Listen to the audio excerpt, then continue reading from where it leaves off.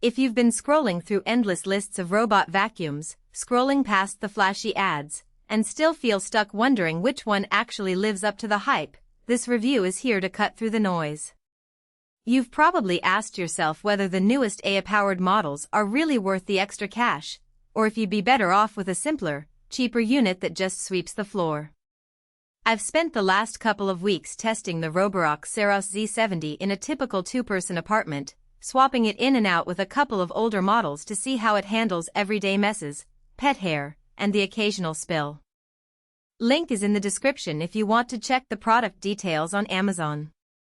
When it comes to robot vacuums, the biggest source of buyer hesitation is the fear of a device that sounds impressive on paper but ends up missing the mark in real life.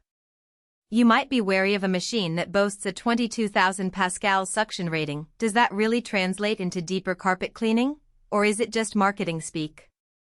And the new OmniGrip arm, promised to keep the mop pad flat on uneven surfaces, sounds great, but does it actually prevent streaks when you're dealing with a kitchen floor that's a mix of tile and vinyl?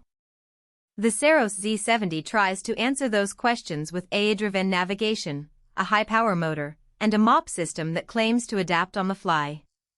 The real question is whether those features make a tangible difference for your daily routine or just add to the price tag.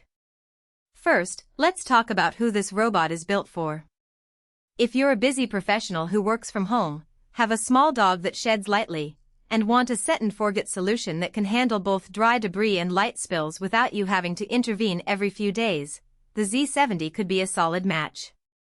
Its AI navigation learns the layout of your home after a few passes, meaning it can map out rooms, avoid obstacles, and return to its dock with confidence. For people who live in studios or one-bedroom apartments, the mapping capability can feel almost unnecessary. A simpler robot would likely do the job just fine. On the other side of the spectrum, if you have a large home with multiple floors, a lot of high-traffic carpet, or pets that shed heavily, you'll want to weigh the Z70's capabilities against dedicated models that specialize in deep carpet cleaning or have larger dustbin capacities. From a practical standpoint, the suction power is the most noticeable element. In my tests, the 22,000 Pascals rating did make a difference on low-pile carpet.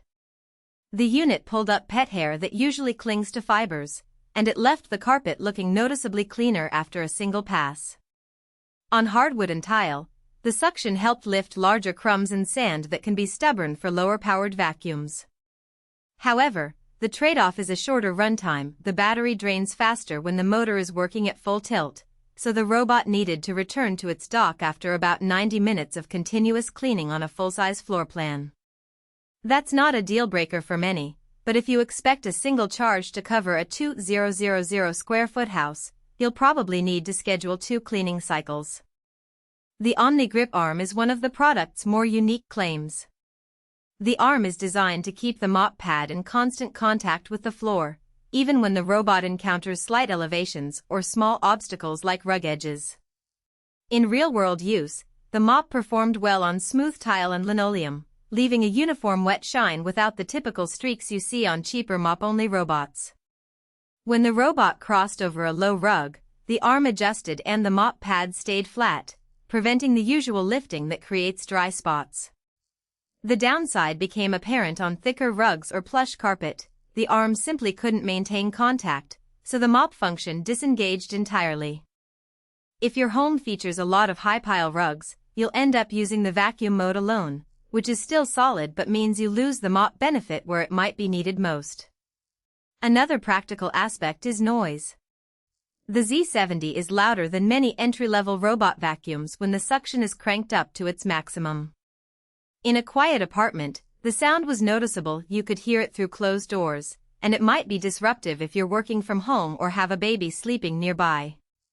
However, the noise level dropped significantly once the robot switched to its low-power cleaning mode after completing the main pass, and the mop portion added only a faint humming.